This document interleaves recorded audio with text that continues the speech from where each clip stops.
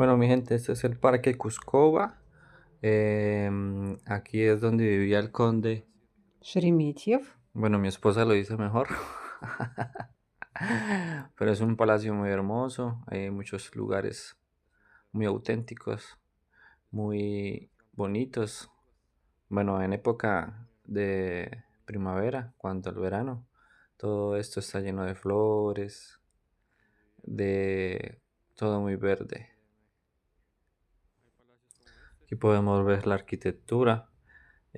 Bueno, no mire el año como tal, pero creo que tiene muchísimos años, creo que 1700, 1800. Aquí están los pasillos, típico de infraestructura tipo conde, tipo realeza. Y bueno, muy bonito. La verdad lo disfruté mucho. Y bueno, hay muchas cosas por conocer aquí en Rusia.